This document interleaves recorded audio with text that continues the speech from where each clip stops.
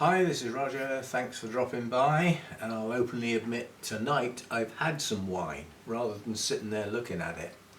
This is the rest of the answers to the original Q's and A's video where the questions were asked, because I want them out of the way, because I need at some point in the not too distant future to start a new one, which I can't do with old ones outstanding.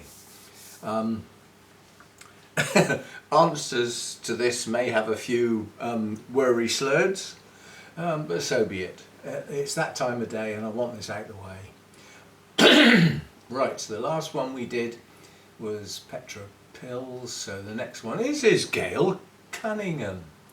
What a surprise! I'm only larking around. At the end of the day, the questions are welcome. Whether I get 5 people with a question each or one person with 5 questions, to me is the same. I still have to answer 5 questions, if you see what I mean. So I'm only larking around, don't take it seriously. Right, so what have we got then? Here I am again with another question. Well, yes. Oh dear, I hope I'm not trying your patience. You'll find out if you are. I'm about to repot my wildcat bobcat. Well, that's a good plant. That's out of the wildcats, that's one of the stronger growers. I must admit I miss my wildcat cheetah, which I lost. That was my favourite. Anyway, I'm about to repot my wildcat bobcat and I see roots shooting out at an angle above the base, a bit above the media. When I repot, shall I poke those roots down into the media? At your own risk. At the end of the day, that type of oncidiums have what I call medium roots. They're not fine root systems and they're not big chunky root systems. They're somewhere in between. And when they're dry, they're brittle. And if you try and bend them, they'll snap. There's another question coming up going on to that as well. But at the end of the day, if you give them a good soak prior to repotting and make sure they're green, they may be a bit more flexible and you might be able to just tweak them down into the media. But if you try and bend them, they will go so far and then you'll hear the dreaded click and they break. So you take it on at your own risk. What I've started doing is, if I've got, and oncidiums are the worst quite honestly for this sort of thing, they start pushing out their new roots and some go down in the media, some come out at right angles and some go up in the air. And what I've started doing is putting live sphagnum moss around the base of that pseudo bulb, and the hope is that those roots will eventually find their way down into the media, but it'll at least keep them moist. But yes, most orchid roots will only bend so far and then they snap. And if they snap, many root systems, not all, many root systems will then branch higher up above that snap. So you haven't lost everything, but that depends on the plant. Right, next one. We have a channel called O, capital O. I've been struggling with my cats. Yeah, so have I. I've got one that yowls all flipping night and poos on the carpet. But this is cats with a double T. What is the minimum humidity I can have to get blooms? It's not scientifically proven that humidity levels affect blooming. Humidity levels tend to affect the health and well-being of the plant overall, which then directly affects its ability to bloom. But the humidity itself doesn't directly affect the ability to bloom. I don't have a greenhouse, just a sonic humidifier. At least it's not a death ray, I suppose. On the 2 tables with cats and picky orchids. Yeah, there's a few of them around, isn't there? Sorry for my incorrect abbreviations. Well, there aren't any. Cats with double TS is fine. Maybe you should give us a glossary. Well, you could look one up. Save me doing it. Yeah, so I don't believe humidity directly affects the ability for a plant to bloom, but it does indirectly, in as much as if the humidity level is right, plus the light levels and the minimum and maximum temperatures and a decent root system, you'll have a strong plant which is capable of blooming. But that wasn't necessarily a direct result of humidity alone. It will be a combination of all those things. Oh, well, what good fun. Pixmala. See, I hadn't forgotten you. There's you thinking you'd been neglected, and all the time I was just waiting. Now, this is controversial, this question, and I'll give you my take on it, giving a few examples. And I like examples because they are a reference point. They're real. They're not out of a book or anything.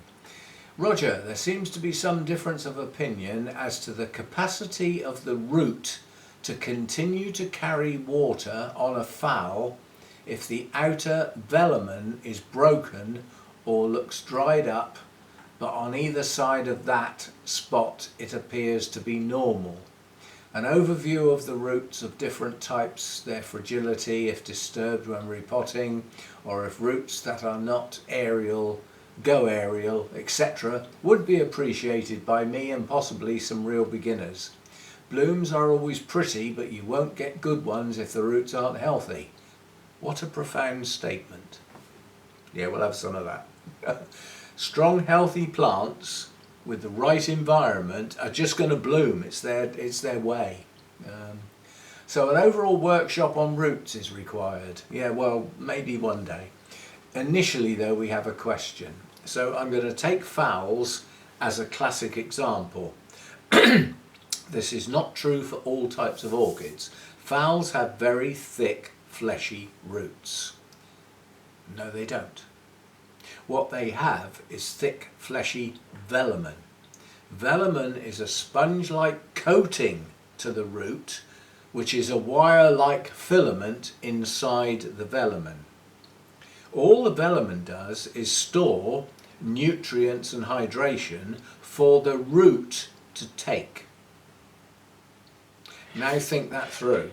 If the velamen breaks, but the root is intact, does the root still function? Well, of course it does. If the root breaks, it only functions from the break point back to the plant. But what will happen is that the amount of the root that has not got any velamen around it can't absorb anything.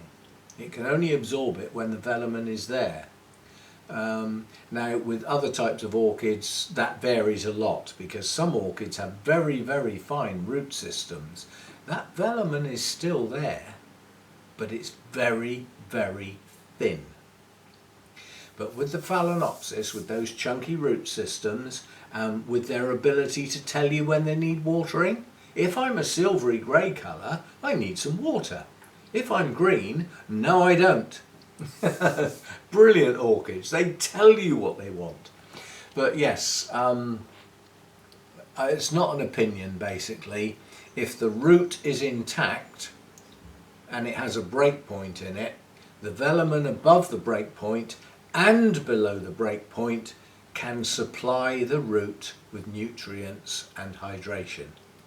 The little filament, little wiry thin root that runs up between that break point and the two bits of velamen is intact. So it will work from its tip right through to the plant. But you didn't expect that answer. They just work, basically. The velamen is nothing more than a sponge-like coating that holds the nutrients and the moisture, the hydration. The root chooses what it will take from it. And therein lies a very scientific bit about pH and all sorts of nonsense as to whether the root and the velamen are compatible and can the root actually take in. It's all to do with ion exchange and stuff, and it gets very complicated. When we've had a glass of wine, we don't do complicated, we try and do simple. Or simple-ish. Right, that's that one done. Next one, Megan Fletcher. Do you let your Dendrobium nobile hybrids dry in the summer between waterings, or do you keep them moist? What actually happens and what I would like to happen are not always the same thing, because it's geared up to workload, commitments and things that I need to do that are not orchids. You know, there are things I need to do that are not orchids. Ideally, when a Dendrobium nobile, or any other type quite honestly, is in the growing season and it's actively growing, it should not dry out. It should be kept growing, and that's when it needs the hydration and the feed. What's the expression now? I pause so that you can all shout it out at the camera. Feed and water well. So no, I do not let them dry deliberately during the growing season. Occasionally it may happen because they should have been watered yesterday and it got left and they get watered today, and they have actually dried out. But this will happen a lot less in my new grow room because I'm not going to get those high temperatures, which can have a day-by-day effect. When you've got temperatures of 28 to 30 degrees, a day can make a world of difference. When your daytime temperatures are only 21, 22, the difference is not as great.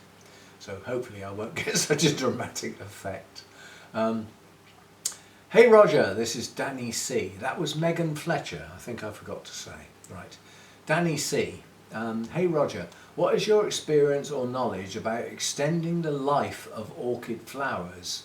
Some say no or less feed, some say more feed, others say different types of feed while in bloom.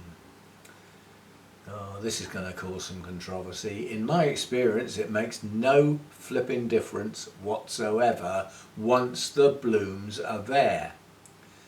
There are opinions that say that different concentrations of nutrient types, element types within the nutrients, can help flower spikes progress.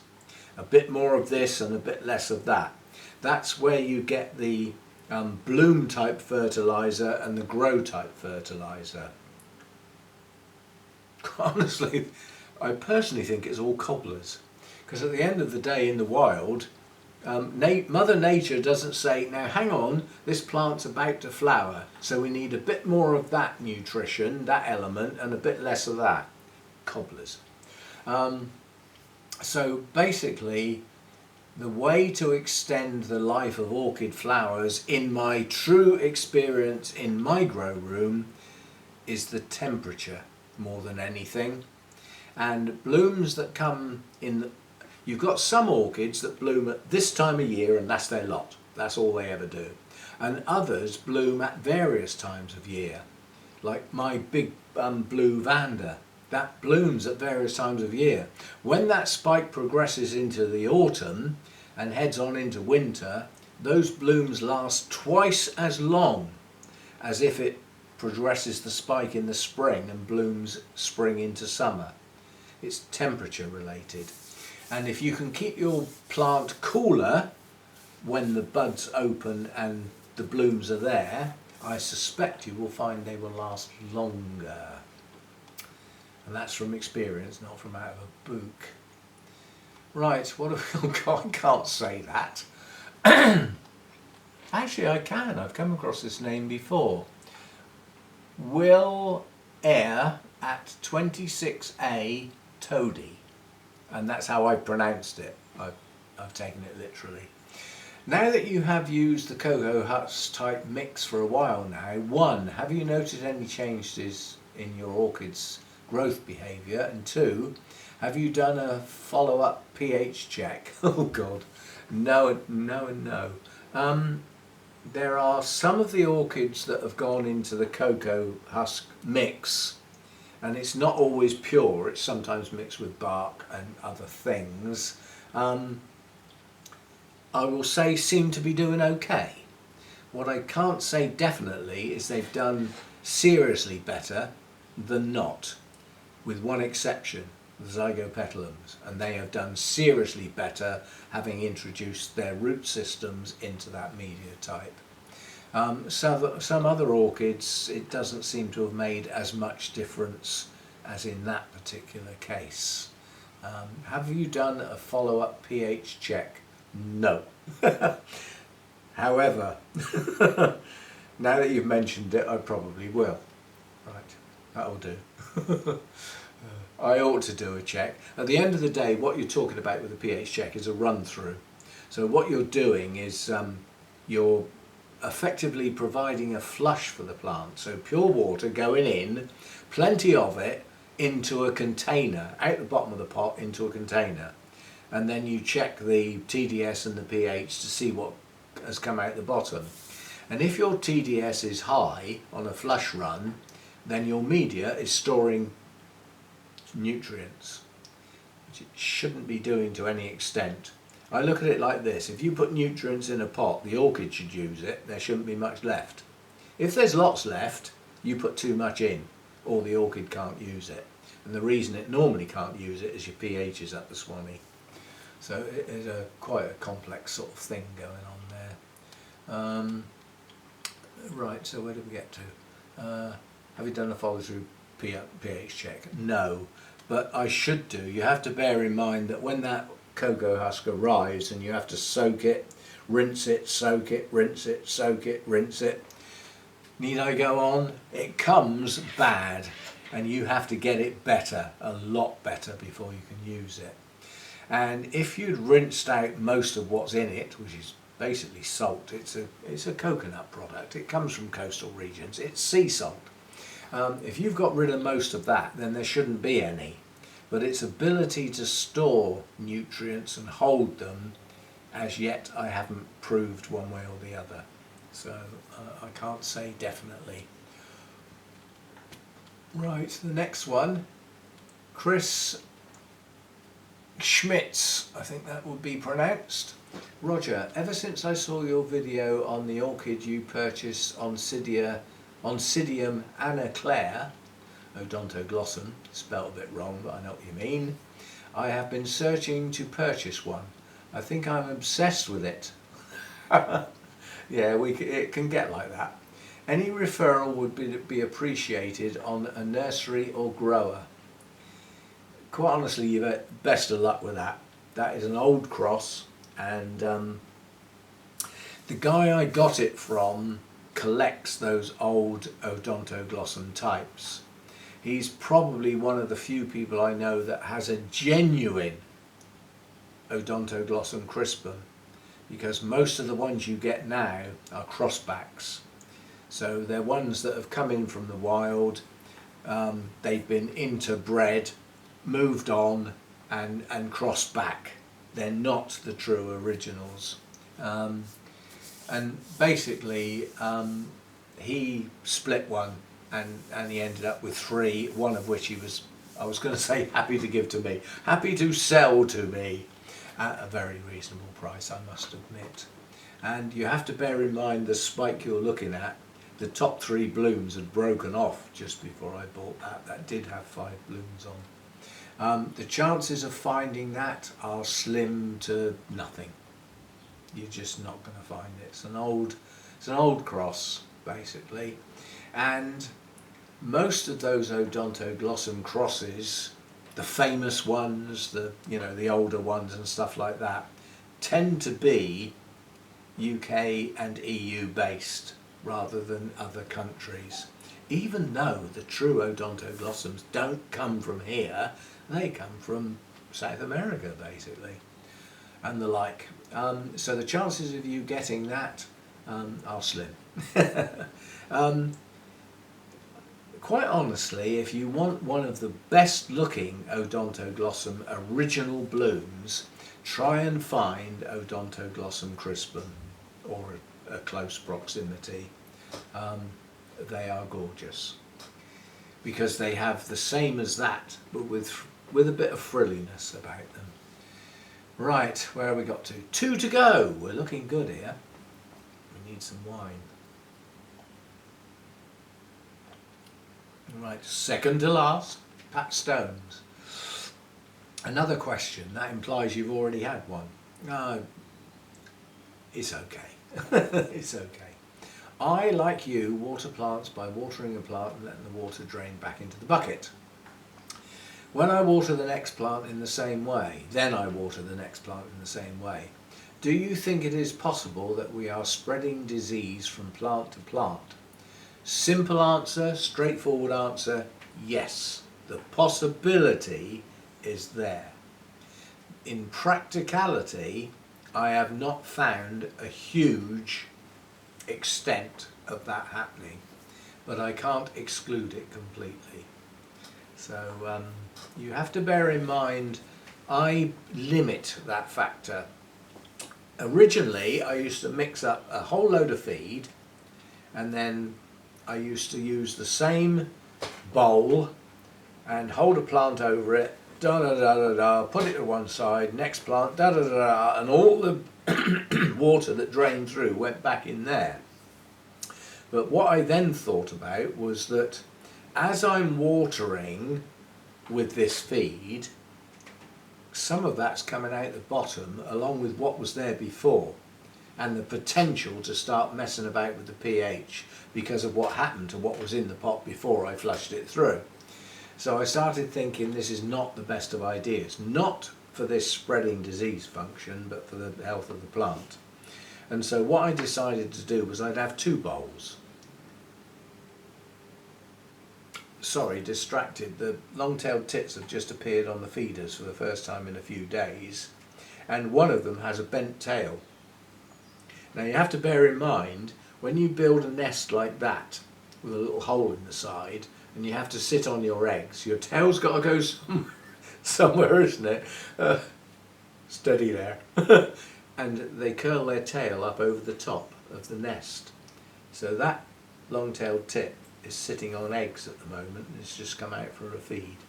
Total distraction and nothing to do with orchids, but I haven't seen those for a while. Right, so what I decided to do to limit that factor was to have two bowls, one with the feed in and one that's going to catch the residual drainage out of the pots. And what I do is I put some water in the second bowl that's got the feed in, yeah, not a lot. And then I water a plant, put it to one side, water another plant, and obviously each pot that I water takes some of that out of the bowl until eventually there's not much left. After 4 or 5 pots, I need to go and get some fresh and put in there and start again. And that's how I work now, and have been for some considerable years. Now I do get a bit of rot, I do get a bit of fungus on plants, I do get some problems. Whether it's a result of sharing water, possibly, but I can't do it any other way, so I have to stick with it. But yes, it is possible to spread things. It's also possible, like with me, with a cattleya, if you've got scale on a cattleya, a lot of it is around the base of the plant. You pour water in, like nobody's business, and you're washing some of those scale down into the water. Well, hopefully the little effers actually drown, but some of them might not, and then you pick up some more water and pour it in the next plant. So you could even be spreading bugs. What can you do? And the last one, Philip Kent. Roger, many thanks for teaching me so much about my new hobby. Do you know if hormone rooting powder will stimulate rootless orchids to produce new roots? No. Not no it won't, no I don't know. I have used hormone rooting powder on gardening type things and like cuttings of shrubs and things like that, and it does what it says on the tin, but quite honestly I've never used it on an orchid. The principle of orchid rooting powder is sound. It's hormones and auxins and stuff like that basically trigger that response in the plant. So I don't see why it wouldn't work on orchids, but I haven't tried it, simple answer. So I don't know. And I'm not passing on stuff as a guess, if you see what I mean. It's not fair for me to guess. The fact that it works on you know, rose cuttings and fuchsia cuttings and geranium cuttings, and it works brilliantly. Well, it must work on orchids then. That's a guess, and I'm not prepared to do that, so I don't know, quite honestly. And there ends the answers to the questions on the first Q&A video. Another Q&A video will be posted down the line, at which point you start putting your new questions in. I don't expect the next one to warrant 3 videos to get the questions and answers sorted out. That's what happened last time I tried this. Initially the questions were lots, and they tailed off to such an extent that eventually it wasn't worth doing the videos anymore. I'd like to keep these going, yes. So I will post another video for you to put your questions under, but it won't be in the immediate future. It will be down the line a bit. Let's give this one a chance to settle and people take a deep breath and all that sort of stuff. Anyway, thanks for watching. Thanks for posting the questions. They've been appreciated. It's given me, you know, an addition to my Sunday chat and 2 additional videos as a consequence of the original one. And I've enjoyed doing the answers. And I hope they've been of use to people. The idea of these is that although it may not be your question, it may be a question that you hadn't thought about and you now can, because it's been stuck in front of your nose basically, and then you can have an answer to one degree or another. And the idea is it's hopefully some collective knowledge that you gain. So although it's not your question, you can still gain some knowledge from the answer. Providing the answer's not cobblers, of course, which hopefully is not. Trust me, I'm a professional. You believe that? You believe anything. It's as true as I'm riding this bike, and I'm going to end with something that I saw earlier today. If you're still here, this is funny. You might not find it funny, but I did, and I laughed out loud. I was watching, some of you may have heard of Michael Parkinson. He was one of our chat show hosts in the UK. One of our better ones actually. He seemed to get the best out of the people he had on his show. And he was interviewing David Bowie, of all people. And David Bowie was relating a story of in his early days as a real youngster. And he went to a venue to see Little Richard, basically, who I'm sure you've all heard of. And the opening act was the Rolling Stones, at a point where nobody'd heard of them. His expression was, when they came on stage, 6 people rushed to the front, and that was the total of their fan base at that time. So nobody really knew them. And David Bowie looked at them and thought, this is rebellious. Look at the clothes, look at the hair, look at the attitude. Is this the way music's going to go? Who knows? Anyway, they were quite a bit rebellious in their early days like that, because there was nothing else to compare with. You had the Shadows, you had Cliff Richards, you had the Searchers, you had the Easy Beats. You know, you had all these sort of clean-cut sort of people on stage, and then the Rolling Stones came on. Anyway, apparently somebody shouted out, "Get your hair cut!" And Mick Jagger looked up and said, "What, and look like you?" That just tickled me.